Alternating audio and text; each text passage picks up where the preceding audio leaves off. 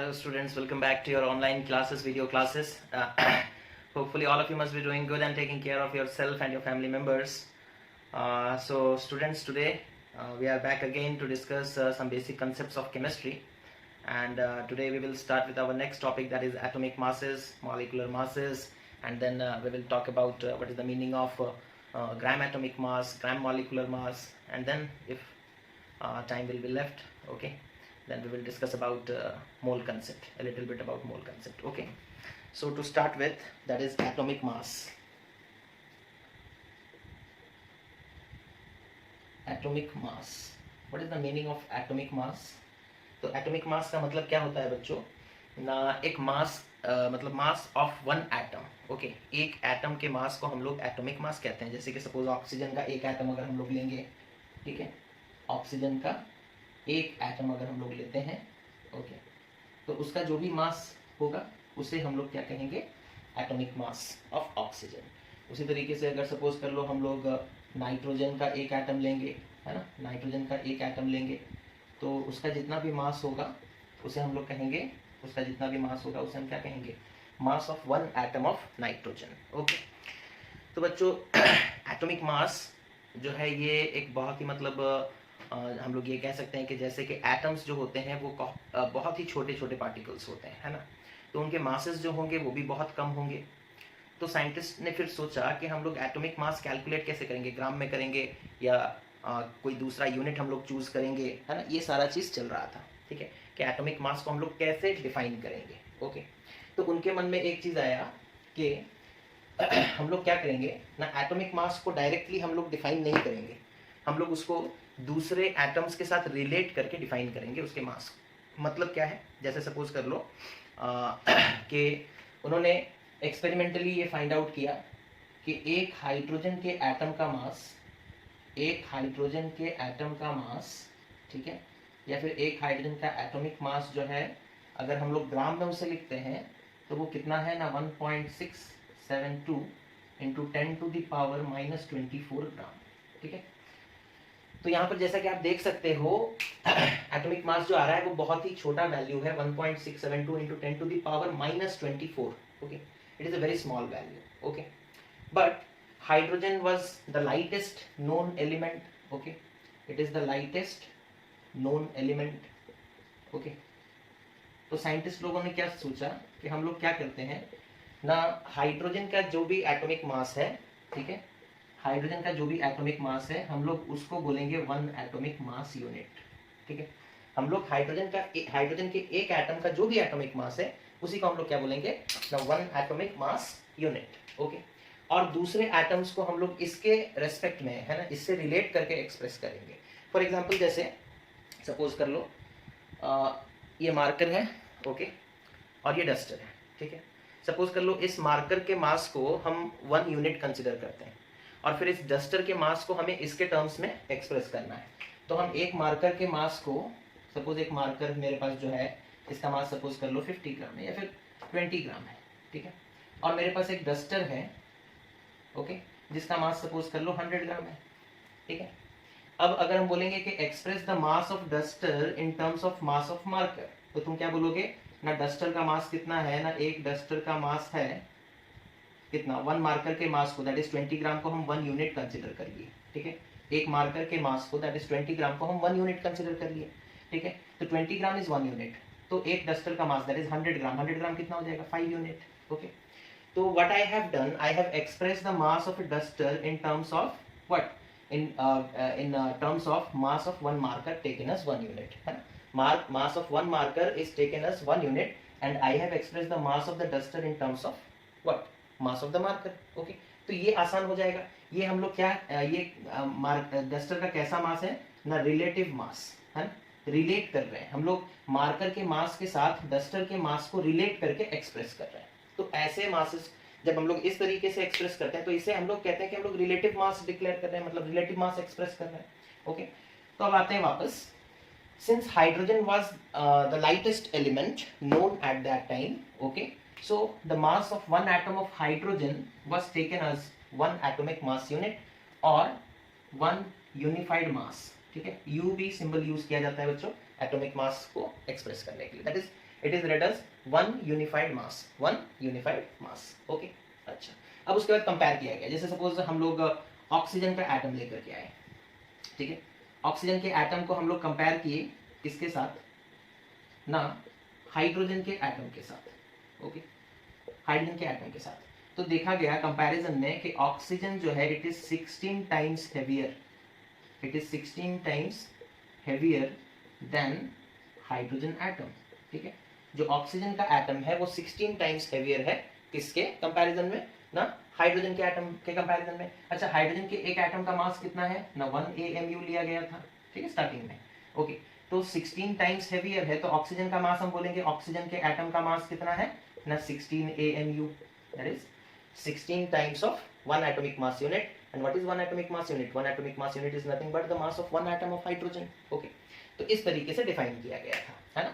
तो समझ में आ रहा होगा आप लोगों को कि एटॉमिक मास हम लोग किस तरीके से रिलेट करके डिफाइन कर रहे थे। ऑक्सीजन का करें, कार्बन का करें, नाइट्रोजन का करें, किसी का भी हम मास जब डिफाइन करेंगे तो हम रिलेट करेंगे हाइड्रोजन के मास के साथ और डिफाइन करेंगे कि how many times it is heavier than hydrogen atom. Okay, ठीक है, तो एटॉमिक मास या रिलेटिव एटॉमिक मास का फॉर्मूला क्या बन गया ना, relative atomic mass of an element, okay, of an atom of an element, of an atom of an element. Okay, एक एलिमेंट के एक एटम का जो रिलेटिव एटॉमिक मास है वो हम लोग कैसे डिफाइन करने लगे ना, the ratio of, okay, that is mass of one atom of that element, mass of one atom of an element, of an element divided by mass of one atom of hydrogen. Okay, mass of one atom of hydrogen. Okay, तो इस तरीके से बच्चों हम लोग define करने लगे relative atomic मास को। ठीक है, तो ये ऐसा चल रहा था। फिर उसके बाद क्या हुआ, फिर उसके बाद ये देखा गया कि हाइड्रोजन के मतलब क्या बोलते हैं उसे, लाइटेस्ट एलिमेंट तो है बट ये इतना रिएक्टिव नहीं है। ओके, तो ऐसा साइंटिस्ट लोगों का उस वक्त का थिंकिंग था कि हाइड्रोजन इज लेस रिएक्टिव, तो हम लोग हाइड्रोजन के हिसाब से नहीं ऑक्सीजन के हिसाब से डिफाइन करेंगे रिलेटिव एटॉमिक मासेस। ओके, तो ऑक्सीजन के हिसाब से फिर किया गया एंड फाइनली जो हमारे लिए इंपॉर्टेंट है दैट इज कार्बन के हिसाब से फाइनली हम लोग उसे डिफाइन किए। ठीक है, तो पहले तो हाइड्रोजन वाला आप लोग समझ गए होंगे, हाइड्रोजन के हिसाब से कैसे हम लोग मासेस को डिफाइन कर रहे हैं। एक हाइड्रोजन के एटम का मास इतना था, उसी को 1 AMU या फिर 1 यूनिट कंसिडर कर लिया गया और फिर हम लोग relative atomic mass of different elements इस तरीके से डिफाइन करने लगे। ओके, बाद में बच्चों कार्बन 12 एटम को कंसिडर किया गया। कार्बन के 3 आइसोटॉप्स हैं। ओके, कार्बन के 3 आइसोटॉप्स हैं बच्चों, कार्बन 12 है, ओके, कार्बन 13 है और कार्बन 14 है। ठीक है, तो कार्बन का एक एटम ऐसा है जिसका मास 12 AMU है। ठीक है, कार्बन का एक एटम ऐसा है जिसका मास 13 AMU है। ओके, और कार्बन का एक एटम ऐसा भी है जिसका मास 14 AMU है। ओके, लेकिन जो कार्बन 12 एटम है, ठीक है, इसका मास एग्जैक्टली 12 AMU है। ओके, और इसका जो जिस मात्रा में ये पाया जाता है वो अराउंड 99% है। बाकी दोनों भी आइसोटॉप्स एग्जिस्ट करते हैं बट वो बहुत कम मात्रा में पाए जाते हैं, लेकिन कार्बन 12 जो है ये काफी डोमिनेटिंग है, काफी ज्यादा मात्रा में पाया जाता है, एबंडेंटली पाया जाता है। 99% के अराउंड 98 पॉइंट समथिंग होता है, उसे राउंड ऑफ करके हम लोग 99 यहाँ पर बोल रहे हैं। ठीक है, तो इसे स्टैंडर्ड बना दिया गया है ना, इसे स्टैंडर्ड यूनिट बनाया गया।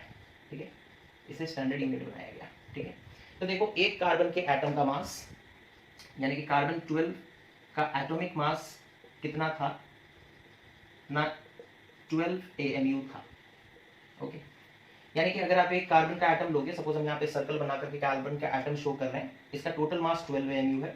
हम इसे 12 पार्ट्स में अगर डिवाइड कर देंगे बच्चों, ठीक है, फ्रैक्शन वगैरह तो आप लोगों ने पढ़ाई होगा, हम अगर सपोज कर लो इसे 12 पार्ट्स में डिवाइड कर देते हैं, 12 इक्वल पार्ट्स में, ठीक है, तो हर एक पार्ट का मास कितना होगा, टोटल 12 पार्ट्स हैं, तो 12 पार्ट्स का मास कितना है ना, 12 पार्ट्स का मास है कितना, 12 AMU। ठीक है, तो 1 पार्ट का मास कितना होगा, 1 AMU। 12 पार्ट्स हम कर दिए, 12 पार्ट्स का मास कितना है, 12 AMU। 1 पार्ट का मास कितना होगा, 1 AMU। अच्छा, 1 पार्ट को हम लोग कैसे एक्सप्रेस करते हैं फ्रैक्शन में ना, अगर हम लिखेंगे तो इसे लिख सकते हैं इट इज 1/12 ऑफ कार्बन 12, है ना। कार्बन 12 का ये पूरा एटम है, उसमें से हम कितना पोर्शन ले रहे हैं, सिर्फ 1/12, है ना। तो 1/12 ऑफ कार्बन 12, कार्बन 12 के पूरे एटम से हम सिर्फ कितना पोर्शन चूज किए, 1/12, है ना, 1/12 of carbon 12 is equals to 1 AMU, है ना। तो ये नया एटॉमिक मास यूनिट बना, है ना, नया यूनिट बना एटॉमिक मास को मेजर करने का, that is 1/12 of carbon 12 is equals to 1 AMU। ठीक है, इतना समझ में आ गया आप लोगों को? ठीक है, तो 1/12 of carbon 12 was taken as 1 AMU, इतना याद कर नोट कर लो। उसके बाद देखो, ओके, उसके बाद क्या, अब जब हम लोग रिलेटिव एटॉमिक मास डिफाइन करेंगे तो किस तरीके से डिफाइन करेंगे, देखो 1/12 of carbon 12 is nothing but 1 AMU. Okay, now if I write that oxygen के एटम का मास है 16 AMU, it means that oxygen atom is 16 times heavier than 1 AMU की जगह हम क्या लिख सकते हैं, 1/12 ऑफ कार्बन 12, है ना। तो 16 AMU की जगह हम क्या लिखेंगे, 16 into 1/12 of carbon 12 atom. Okay, तो it means that oxygen atom is 16 times heavier, it is 16 times heavier than 1/12 of carbon 12। ठीक है, तो ये हो गया बच्चों मतलब रिलेटिव एटॉमिक मास हम लोग डिस्क्राइब कर रहे हैं कार्बन 12 के टर्म्स में। ठीक है, तो ऑक्सीजन एटम जो है, ठीक है, ऑक्सीजन का जो एटम है वो 16 यानी कि 16 गुना हैवी है। जैसे हम लोग कार्बन का वो एक छोटा सा पार्ट लिए थे, ठीक है, इसे हम लोग 1 AMU बोले थे, है ना। मतलब ऐसे 16 पार्ट्स को जोड़ दोगे, ऐसे 16 पार्ट्स को जोड़ दोगे तो एक ऑक्सीजन के एटम के बराबर होगा, 1 एटम ऑफ ऑक्सीजन के बराबर होगा। ठीक है, अच्छा, इस एक पार्ट को हम लोग लिखते क्या थे ना, 1/12 of carbon 12, 1/12 of carbon 12, that is 1 AMU को हम लोग 1/12 ऑफ कार्बन 12 लिखते थे। ठीक है, तो ऐसे 16 पार्ट्स लेंगे तो 16 into this much, okay, will be equal to 1 atom of mass of 1 atom of oxygen. Okay, तो रिलेटिव एटॉमिक मास ये है बच्चों, है ना, in terms of carbon 12। Okay, अच्छा, इसे फिर फॉर्मूला वाइज कैसे लिखा गया, the relative atomic mass in terms of carbon 12, that is relative atomic mass of an atom of an element is equals to mass of one atom of an element, ठीक है, mass of one atom of an element divided by mass of 1/12 of carbon 12 atom, 1/12 of carbon 12 atom। तो इस तरीके से बच्चों हम लोग relative atomic mass of an element को डिफाइन किए। ठीक है, इस तरीके से हम लोग relative atomic mass of an element को डिफाइन किए। जैसे relative atomic mass of an element की जगह हम सपोज एलिमेंट नाइट्रोजन लिए। ठीक है, तो relative atomic mass of nitrogen is 14। इसका मतलब क्या है ना, इट मीन्स 14 AMU। ठीक है, it means that it is 14 times heavier than what, 1/12 of carbon 12 atom, okay, और 1 AMU। okay, 1/12 of carbon 12 atom का मतलब क्या है, 1 AMU, इसका मतलब ही क्या है, 1 AMU। तो 14 times of 1 AMU, that is 14 AMU। okay, तो इस तरीके से बच्चों हम लोग रिलेटिव मास हम लोग निकालते हैं। नाइट्रोजन एटम लिए हैं, ठीक है, तो इस तरीके से हम लोग बच्चों रिलेटिव एटॉमिक मास को डिफाइन करते हैं। सिमिलरली हम लोग रिलेटिव मॉलिक्यूलर मास भी डिफाइन कर सकते हैं, बट उससे पहले एवरेज एटॉमिक मासेस, है ना। एटॉमिक मास समझ में आ गया। एटॉमिक मास क्या होता है बच्चों ना, जनरली एटम्स बहुत छोटे होते हैं तो उनके मासेस को हम लोग डायरेक्टली डिफाइन नहीं करते, बल्कि हम लोग उसे रिलेटिवली डिफाइन करते हैं with some other, comparing it with some other atoms. Okay, जैसे कि स्टैंडर्ड एटम पहले हाइड्रोजन लिया गया, बाद में ऑक्सीजन लिया गया, and finally we are with carbon. Okay, carbon के साथ कंपेयर करके बताया गया। ठीक है, तो इसे हम लोग atomic masses, relative atomic masses बोले। ओके, उसके बाद जो एलिमेंट्स पाए जाते हैं नेचर में, ठीक है, उनके आइसोटॉप्स होते हैं, है ना। जो नेचर में बच्चों एलिमेंट्स पाए जाते हैं, ओके, उनके आइसोटॉप्स होते हैं। आइसोटॉप्स का मतलब तो आप लोग जानते ही होंगे, है ना, atom of the same element having same atomic number but different mass number, है ना।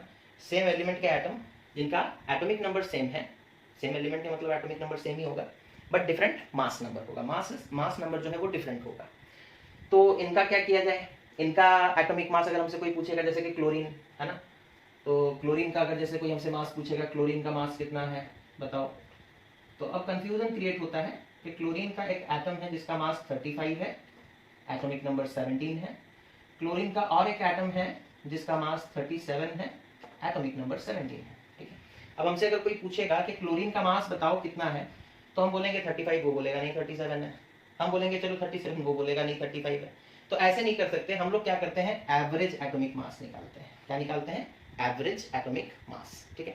एवरेज एटॉमिक मास का निकालने का जरूरत क्यों पड़ा, एवरेज एटॉमिक मास कैलकुलेट करने का जरूरत क्यों पड़ा बच्चों, एक तो ये कि तुम्हारे आइसोटॉप्स एग्जिस्ट करते हैं, ठीक है, वो भी रिलेटिव प्रोपोर्शंस में, ओके, रिलेटिव प्रोपोर्शंस में एग्जिस्ट करते हैं, है ना, रिलेटिव प्रोपोर्शंस में एग्जिस्ट करते हैं। जैसे कि क्लोरीन 35 का अगर आप देखोगे नेचर में परसेंटेज ऑफ एग्जिस्टेंस, तो ये 75% क्लोरीन 35 के एटम्स पाए जाते हैं नेचर में, और 37 वाले कितने परसेंटेज पाए जाते हैं ना, 25% पाए जाते हैं। रेशियो क्या आकार में लिखेंगे तो 3:1, 3:1 के रेशियो में क्लोरीन 35 ज्यादा मात्रा में पाया जाता है बच्चों नेचर में, और क्लोरीन 37 जो है वो कम मात्रा में पाया जाता है। रेशियो देखा जाएगा तो 3:1। ऐसे डिफरेंट एलिमेंट्स के ऑलमोस्ट मैक्सिमम एलिमेंट्स के आइसोटॉप्स होते हैं, ठीक है। जैसे कार्बन में भी अभी हम लोग देख रहे थे, कार्बन 12 है, कार्बन 13 है, कार्बन 14 है ना। उसी तरीके से मैग्नीशियम में भी है, उसी तरीके से हाइड्रोजन में भी है, ऑक्सीजन में भी है। तो most of the elements they have isotopes, okay. तो एवरेज एटॉमिक मास का जरूरत क्यों पड़ा, समझ में आ गया, because of the existence of isotopes. Isotopes exist करते हैं और एक रिलेटिव प्रोपोर्शन में एग्जिस्ट करते हैं, तो हम लोग उनका एवरेज एटॉमिक मास निकालेंगे, ठीक है। निकालने का तरीका क्या होगा, देखो सपोज कर लो जैसे क्लोरीन एक एलिमेंट है, हम बोलेंगे एक्स एक एलिमेंट है, ठीक है, एक्स एक एलिमेंट है जिसका 2 आइसोटॉप है, सपोज कर लो, एक का मास m1 है, दूसरे का मास m2 है, ठीक है। अब यहाँ पर एटॉमिक नंबर से कोई मतलब नहीं है, दोनों सेम ही होंगे, है ना। अच्छा, यहाँ पर समझो, जैसे हम लोग क्लोरीन का एग्जांपल लिए थे, क्लोरीन 35, क्लोरीन 37, उसी तरीके से हम एक जनरल फार्मूला बता रहे हैं कि x सपोज कर लो एक एलिमेंट है, उसके 2 आइसोटॉप्स हैं, एक है x जिसका मास m1 है, दूसरे x का मास m2 है। सपोज कर लो इसका रिलेटिव प्रोपोर्शन हमें दिया गया है n1, ओके। जैसे यहाँ पर इसका रिलेटिव प्रोपोर्शन कितना था 3, इसका कितना था 1, यानी कि ये 3:1 रेशियो में पाए जाते हैं। क्लोरीन 35 अगर 4 एटम्स तुम रैंडमली सिलेक्ट करोगे तो उसमें से 3 क्लोरीन के एटम्स होंगे और 3 क्लोरीन 35 के एटम्स होंगे और 1 क्लोरीन 37 का। हम लोग यहाँ पर जो रिलेटिव प्रोपोर्शन है उसे n1 और इसका सपोज n2 लिखते हैं, ठीक है। तो एवरेज एटॉमिक मास का फॉर्मूला क्या हो जाएगा, average atomic mass of x, ये जो एटम x है, एलिमेंट x, उसके एटम का एवरेज एटॉमिक मास कितना होगा ना, फॉर्मूला बनेगा m1n1 plus m2n2 divided by n1 plus n2, ठीक है। तो एवरेज एटॉमिक मास का फॉर्मूला क्या बनेगा बच्चों, m1n1 plus m2n2 divided by n1 plus n2, है ना। जैसे क्लोरीन के केस में अभी देख लो, यहाँ पर m1 का वैल्यू कितना है, m1 है 35, n1 यानी कि इसका रिलेटिव प्रोपोर्शन कितना था 3, परसेंटेज में चाहोगे परसेंटेज में भी लिख सकते हो, कोई प्रॉब्लम नहीं है। अच्छा, यहाँ पर देखो क्लोरीन 37 यानी कि इसका मास कितना है, m2 इज 37 एंड इसका रिलेटिव प्रोपोर्शन n2 कितना था 1। अब इस फॉर्मूला के हिसाब से अगर हम लोग फाइंड आउट करेंगे कि क्लोरीन का एवरेज एटॉमिक मास कितना होगा इस फॉर्मूला के हिसाब से, तो कितना होगा देखो, m1n1 that is 35 into 3 plus m2n2 that is 37 into 1 divided by 3 plus 1 okay. तो ये कितना हो जा रहा है देखो, that is 35 into 3 हो गया 105 plus 37 divided by 4, okay, divided by 4, 100, तो ये हो गया 142 डिवाइडेड बाई 4, जिसे सॉल्व करने पर नियरली कितना आएगा 35.5, है ना। तो क्लोरीन का एवरेज एटॉमिक मास कितना हो जाएगा बच्चों 35.5 AMU।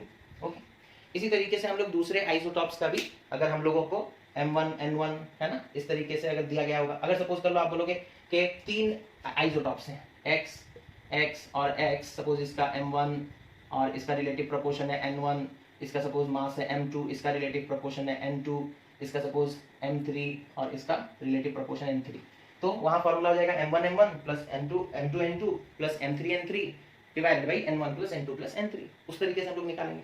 तो ये एक जनरल फार्मूला हो गया बच्चों एवरेज एटॉमिक मास कैलकुलेट करने का। ठीक है, ओके, इतना नोट डाउन कर लो आप लोग। उसके बाद ये खत्म हुआ, उसके बाद आएगा ग्राम एटॉमिक मास।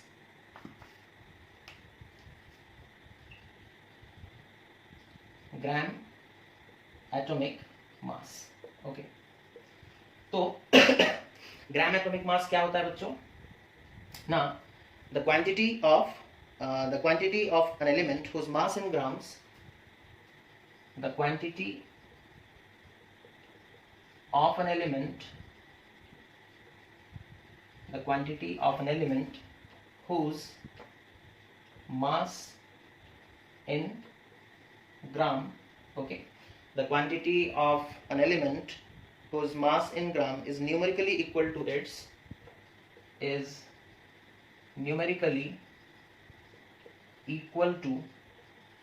its relative atomic mass,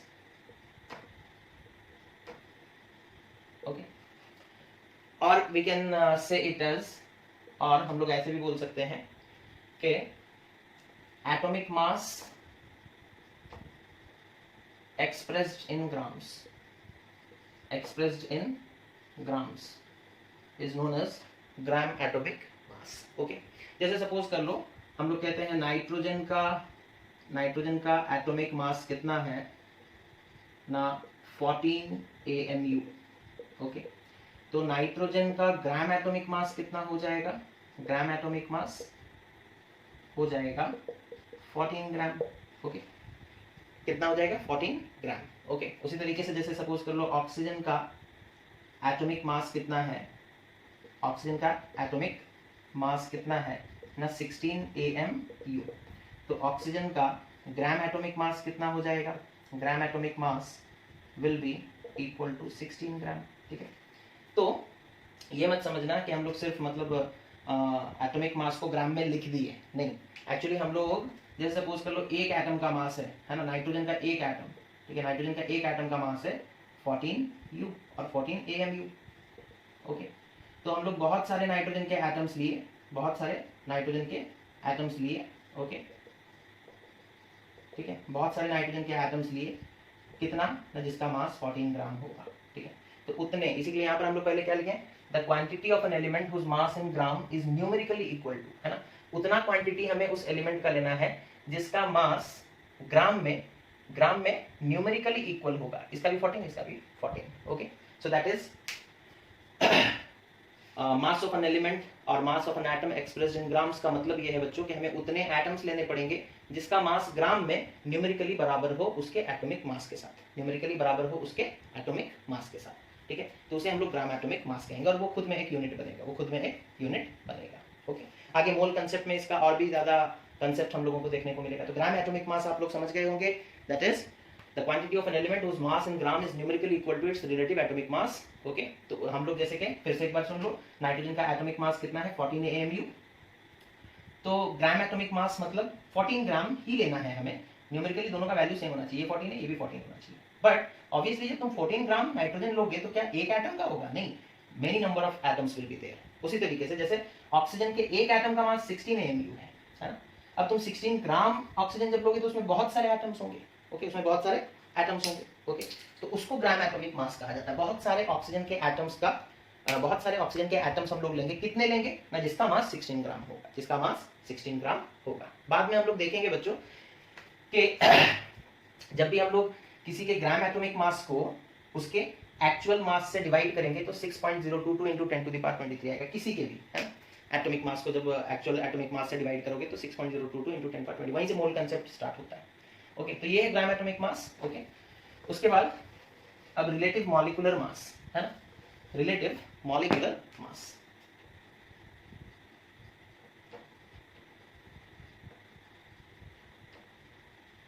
okay, relative molecular मास क्या हो जाएगा, जैसे रिलेटिव एटॉमिक मास क्या था, मास of an element, mass of one atom of an element. Okay, इसी तरीके से यहां पर क्या हो जाएगा, मास of one molecule of a substance. Okay, तो ये क्या हो जाएगा ना, मास of one molecule of a substance, okay, with respect to with respect whom, with respect to 1/12 of carbon 12 atom taken as 1 unit, taken as 1 unit। Okay, तो एक molecule का mass, ठीक है, रिलेटिव मॉलिक्यूलर मास क्या है, एक मॉलिक्यूल का मास जब उसे हम लोग कंपेयर करेंगे किसके रेस्पेक्ट में ना, 1/12 ऑफ कार्बन 12 एटम को 1 यूनिट लेकर के मॉलिक्यूल का मास हम लोग मेजर करेंगे। मतलब जैसे कि सपोज कर लो one molecule of oxygen has a mass of 32 AMU। It means that ठीक है, 32 AMU, फिर से देखो हम पहले भी बता चुके हैं 32 इंटू 1 AMU ऐसे लिख सकते हैं, और 1 AMU क्या है बच्चों, that is 1/12 of carbon 12 atom, है ना। तो it means that it is 32 times heavier than 1/12 of carbon 12 atom. Okay, तो मॉलिक्यूलर मास निकालेंगे कैसे, कैलकुलेशन ऑफ मॉलिक्यूलर मास,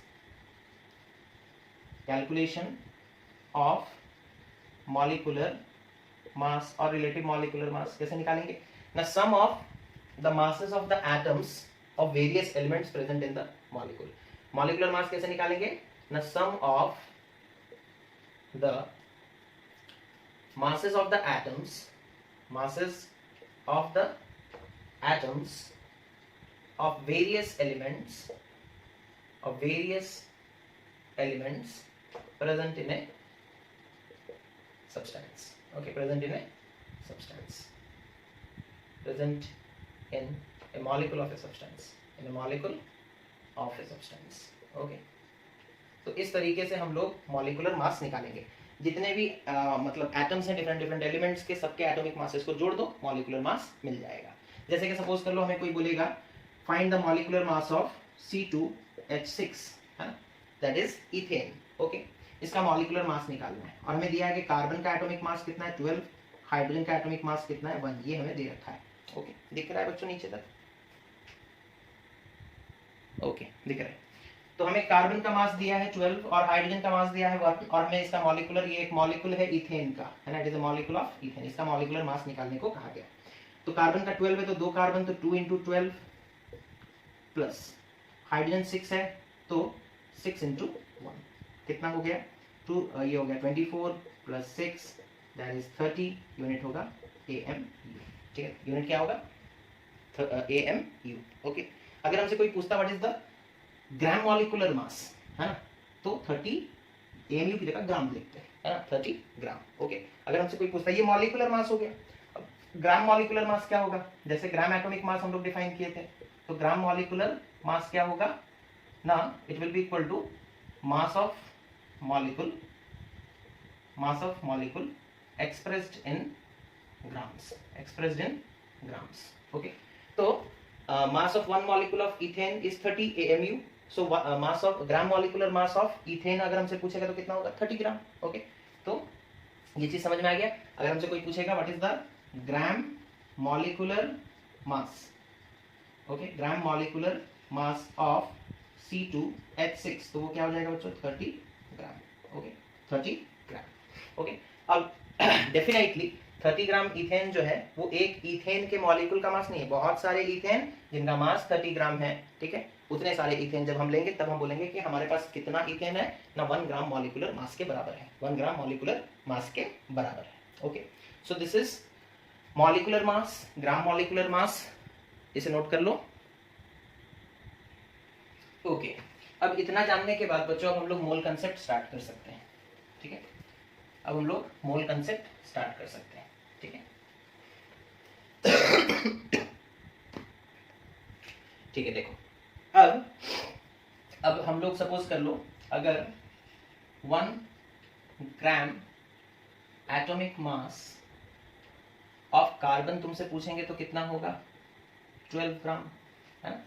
यानी कि 12 ग्राम कार्बन लोगे, 12 ग्राम कार्बन, तो उसको हम लोग बोलेंगे 1 gram atomic mass of carbon, है ना, 1 gram atomic mass of carbon, ठीक है। अच्छा, एक एटम कार्बन का मास, 1 एटम ऑफ कार्बन 12, ठीक है। इसका मास निकाला गया था बच्चों, कितना आया था, that is 1.9924 into 10 to the power -23 gram, okay.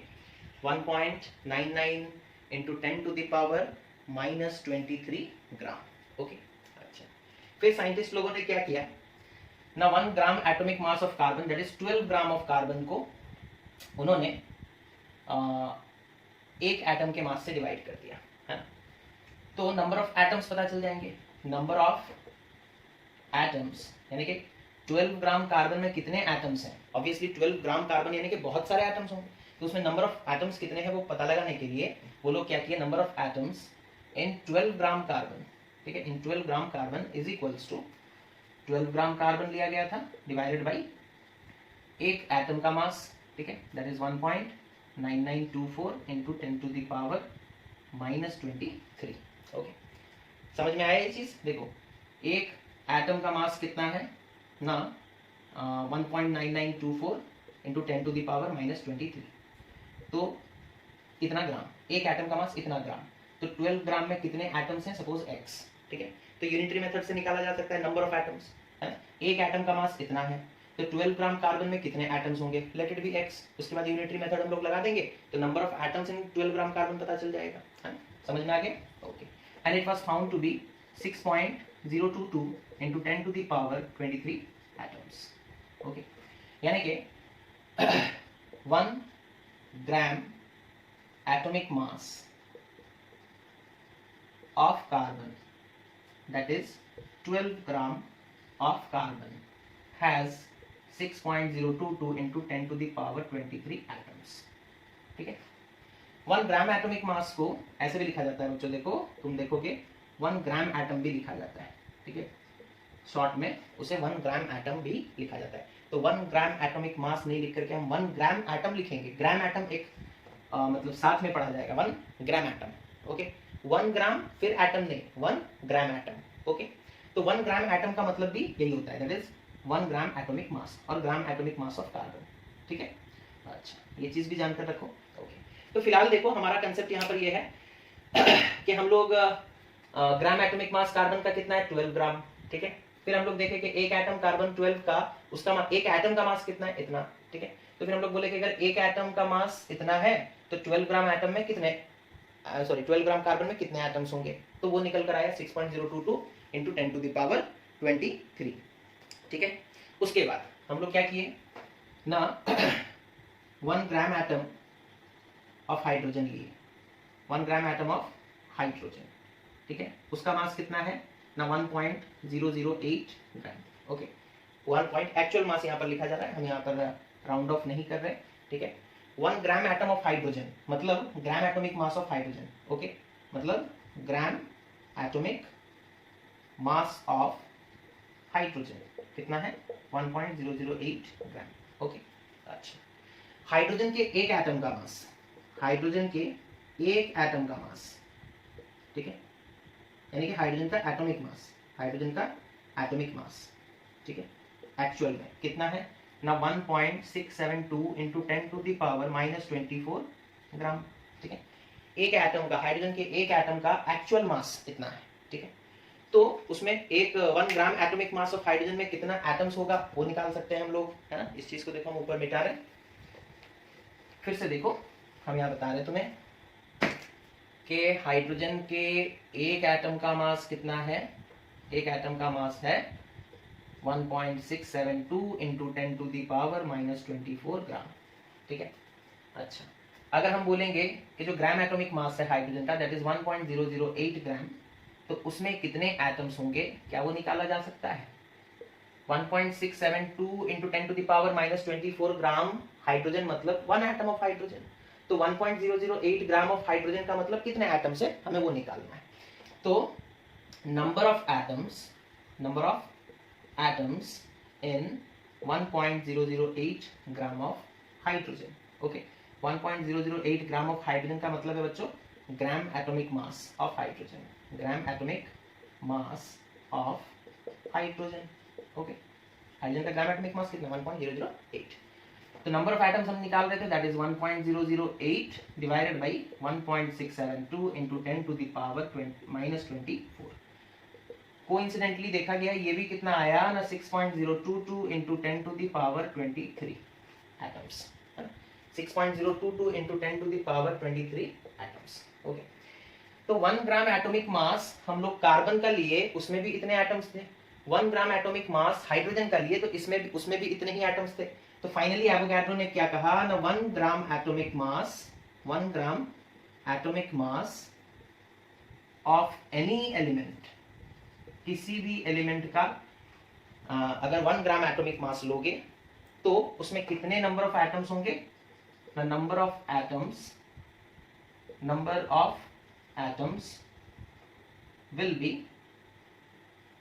will be 6.022 into 10 to the power 23। मतलब अगर हम 1 gram atomic mass of oxygen कितना है बच्चों? 16 ग्राम।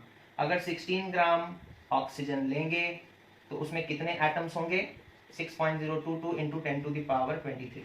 अगर हम 1 gram atomic mass of nitrogen लेंगे दैट इज 14 ग्राम नाइट्रोजन लेंगे, ठीक है, 14 ग्राम नाइट्रोजन लेंगे तो उसमें कितने एटम्स होंगे? 6.022 इंटू 10 टू द पावर 23। तो एक जनरल आ गया, 1 gram atomic mass of any element, है ना, किसी भी एलिमेंट का अगर तुम 1 ग्राम एटॉमिक मास के बराबर लोगे, 1 ग्राम एटॉमिक मास मतलब atomic mass in gram, atomic mass of oxygen is 16, तो ग्राम एटॉमिक मास कितना हो जाएगा? 16 ग्राम। 16 ग्राम ऑक्सीजन अगर लोगे बच्चों तो उसमें कितने एटम्स होंगे? 6.022 इंटू 10 टू द पावर 23। अगर उसी तरीके से 14 ग्राम नाइट्रोजन लोगे, 14 AMU is the atomic mass unit, gram atomic मास कितना होगा नाइट्रोजन का? 14 ग्राम। 14 AMU is the atomic mass, relative atomic mass of nitrogen, gram atomic मास कितना हो जाएगा? 14 ग्राम। तो 14 ग्राम नाइट्रोजन लोगे तो उसमें इतने एटम्स होंगे 12 ग्राम, यानी कि किसी भी एलिमेंट का किसी भी एलिमेंट का मास उसके ग्राम एटॉमिक मास के बराबर लोगे तो उसमें 6.022 into 10 to the power 23 atoms पाए जाएंगे, ठीक है।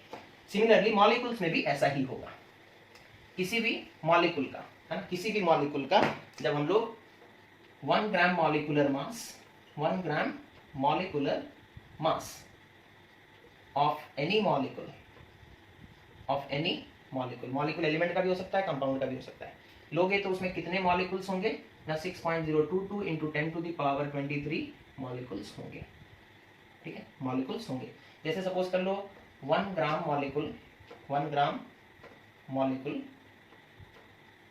मॉलिक्यूलर मास ऑफ सपोज हम लोग बोलेंगे H2O कितना होता है? 18 ग्राम। मतलब 18 ग्राम अगर तुम H2O लोगे तो इसमें 6.022 into 10 to the power 23 molecules of H2O होंगे, उसी तरीके से 1 gram molecular mass of suppose कर लो हम लोग बोलेंगे HCl और वो सपोज कर लो है 36.5 ग्राम, तो 36.5 gram HCl which is the gram molecular mass of HCl लोगे तो उसमें भी 6.022 into 10 to the power 23 molecules of HCl होंगे, उसी तरीके से 1 gram molecular mass of suppose कर लो H2SO4 हम लोग लिए, H2SO4 का molecular mass that is gram molecular mass 98 AMU, gram molecular mass 98 gram. तो 98 ग्राम अगर H2SO4 लोगे तो उसमें 6.022 into 10 to the power 23 molecules of H2SO4 होंगे, तो पता ये चला 1 ग्राम मॉलिक्यूलर मास जितना होता है किसी भी मॉलिक्यूल का अगर उतना लेते हो तो उसमें इतने मॉलिक्यूल्स होंगे। अब ये नंबर एक कांस्टेंट आ रहा था, है ना, हर केस में इतना ही आ रहा था, तो इसे एवोगाड्रोस नंबर कहा गया। इसे क्या कहा गया, एवोगैड्रोस नंबर।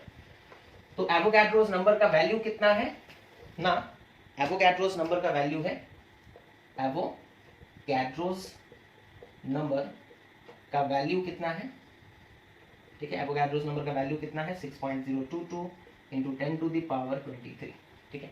बाद में इसी को एक यूनिट बना दिया गया है ना, जस्ट लाइक डजन, स्कोर, ये सब एक एक यूनिट है, उसी तरीके से इसे एक यूनिट बना दिया गया और इसे कहा गया मोल, है ना, 1 मोल। ओके, तो 1 mole is nothing but Avogadro's number which is equal to 6.022 into 10 to the power 23। Okay, 1 mole is nothing but Avogadro's number, it is equal to Avogadro's number and which is equal to 6.022 into 10 to the power 23. So जब भी हम बोलेंगे 1 mole of oxygen atom, उसका मतलब क्या होगा बच्चों, 6.022 into 10 to the power 23 oxygen atoms. और अभी इससे पहले हम लोग देखे थे कि इतने ऑक्सीजन एटम्स का मास कितना होगा ना, उसके ग्राम एटॉमिक मास के बराबर, दैट इज 16 ग्राम, है ना। यानी कि 16 gram of oxygen is nothing but 1 mole of oxygen atom and it is equals to 6.022 into 10 to the power 23 atoms of oxygen. Okay, उसी तरीके से बच्चों अगर हम 1 मोल ऑफ O2 यानी कि मॉलिक्यूल लेते हैं, ठीक है, 1 मोल ऑफ ऑक्सीजन मॉलिक्यूल लिए, तो उसमें कितने मॉलिक्यूल्स होंगे, 6.022 into 10 to the power 23 molecules of oxygen होंगे। और इतने मॉलिक्यूल्स ऑफ ऑक्सीजन का मास कितना होगा, इससे पहले हम लोग देखे थे कि उसका मास होगा उसके ग्राम मॉलिक्यूलर मास के बराबर, दैट इज 32 ग्राम। यानी कि 32 gram oxygen, 32 gram of oxygen has 6.022 into 10 to the power 23 molecules of oxygen and it is equals to 1 mole of oxygen, it is equals to 1 mole of oxygen। तो relate कर पा रहे होगे आप लोग, है ना तो रिलेट कर पा रहे होगे। तो यहां पर हम लोग एक और चीज लिख देते हैं इस तरीके से, that is 1 mole of any substance, 1 mole of any substance, okay, has a mass, उसका मास कितना होगा, has a mass equal to its gram atomic और मॉलिकुलर, अगर एटम होगा तो एटॉमिक, मॉलिक्यूल होगा तो molecular. 1 mole of any substance has a mass equal to its gram atomic or molecular mass and has 6.022 into 10 to the power 23 atoms or molecules, okay, of that substance, ठीक है। इसे short करके लिखे, जैसे 1 mole of x कुछ भी हो सकता है, ऑक्सीजन का एटम भी हो सकता है, ऑक्सीजन का मॉलिक्यूल भी हो सकता है, नाइट्रोजन का एटम भी हो सकता है, नाइट्रोजन का मॉलिक्यूल भी हो सकता है, वो वाटर का मॉलिक्यूल भी हो सकता है, वो कुछ भी हो सकता है। 1 mole of x is any substance, है ना, is has a mass of how much, ना मास कितना होगा ना, ग्राम एटॉमिक और मॉलिक्यूलर मास के बराबर, है ना। 1 मोल ऑफ x, उसका मास कितना होगा ना, अगर एटम है तो उसका ग्राम एटॉमिक मास जितना है उसका मास उतना ही होगा, अगर x मॉलिक्यूल है तो ग्राम मॉलिक्यूलर मास जितना है उसका मास भी उतना ही होगा। एंड नंबर ऑफ एटम्स और मॉलिक्यूल्स कितने होंगे, 6.022 into 10 to the power 23 into 10 to the power 23। Okay,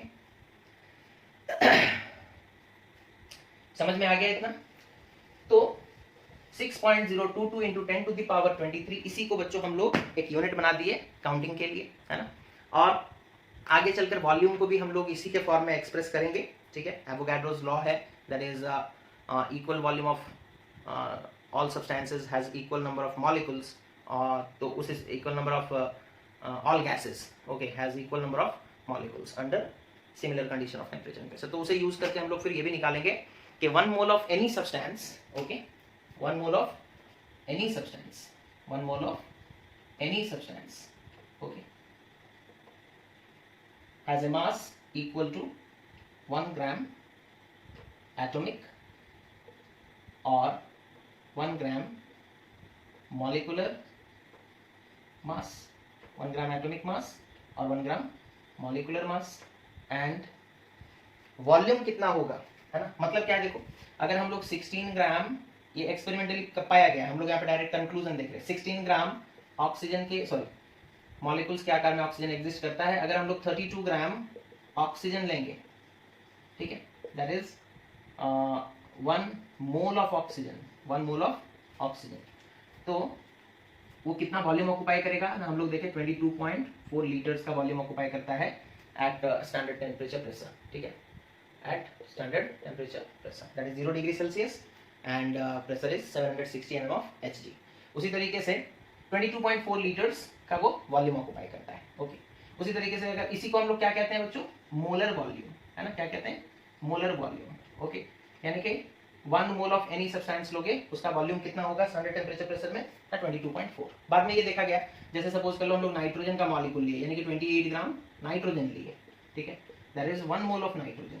28 gram nitrogen मतलब 1 mole of nitrogen, because nitrogen का मॉलिक्यूलर मास कितना है 28 U और 28 AMU, उसी को ग्राम में लेंगे तो ग्राम मॉलिक्यूलर मास होगा, और 1 मोल ऑफ नाइट्रोजन को फिर हम लोग लिखेंगे कि उसका वॉल्यूम कितना है ना 22.4, ये भी देखा गया है। ऐसा क्यों हो रहा है, बिकॉज 1 मोल नाइट्रोजन में कितने मॉलिक्यूल्स होंगे 6.022 into 10 to the power 23। 1 mole oxygen में कितने मॉलिक्यूल्स होंगे 6.022 into 10 to the power 23। तो एवोगाड्रोस लॉ क्या कहता था बच्चों, एवोगाड्रोस लॉ कहता था कि equal volume will have equal number of molecules. Okay, तो उसका रिवर्स भी तो पॉसिबल है, इक्वल नंबर ऑफ मॉलिक्यूल्स के पास वॉल्यूम भी इक्वल होगा। याद है एवोगाड्रोस लॉ हम लोग बोले थे कि अगर सपोज कर लो हम लोग 1 लीटर लेते हैं ऑक्सीजन, अगर सपोज कर लो हम लोग 1 लीटर लेते हैं नाइट्रोजन, ठीक है, तो इसमें अगर n मॉलिक्यूल्स हैं तो इसमें भी n मॉलिक्यूल्स होंगे, है ना, ऐसा हम लोग बोलते थे, वॉल्यूम इक्वल था, इसी के लिए हम लोग बोल देते थे, एवोगाड्रो बोलते थे कि under similar condition of temperature and pressure equal volume of all gases contain equal number of molecules. तो वो क्या कहते थे, अगर वॉल्यूम इक्वल होगा तो नंबर ऑफ मॉलिक्यूल्स इक्वल होंगे। अब यहाँ पर हम लोग 1 मोल ले रहे हैं, मतलब नंबर ऑफ मॉलिक्यूल्स इक्वल है तो वॉल्यूम इक्वल होगा, है ना, तो वॉल्यूम इक्वल होगा, ठीक है। तो ये भी एक चीज पता चला हम लोगों को कि 1 mole of any substance occupies how much volume ना 22.4 लीटर्स। उसे सेंटीमीटर क्यूब में लिखोगे या मिलीलीटर में लिखोगे तो 22,400 मिलीलीटर, और सीसी और सीएमक्यू तीनों एक ही यूनिट है, ठीक है। तो ये है बच्चों मोल कंसेप्ट का बिगनिंग, इससे रिलेटेड कुछ क्वेश्चंस आप लोग ट्राई करोगे खुद से। मोल कंसेप्ट आप लोग पहले से भी पढ़ चुके हो, तो इतना भी डिटेल में भी हम लोग मतलब डिस्कशन नहीं कर रहे हैं क्वेश्चंस, तुम लोग खुद से भी ट्राई करोगे और हम कुछ क्वेश्चंस भेजेंगे उसे भी आप लोग ट्राई करोगे। तो आज के लिए बस इतना ही रखते हैं क्लास। और तबीयत थोड़ी ठीक नहीं है, इसी के लिए क्लासेस का फ्रीक्वेंसी थोड़ा घट गया है। स्टिल आई एम ट्राइंग के क्लासेस कंटिन्यू एक रिदमिक मैनर में चलेंगे तो ज़्यादा बेटर होगा। ओके, तो आज के लिए इतना ही बच्चों, thank you for watching the video, have a nice day.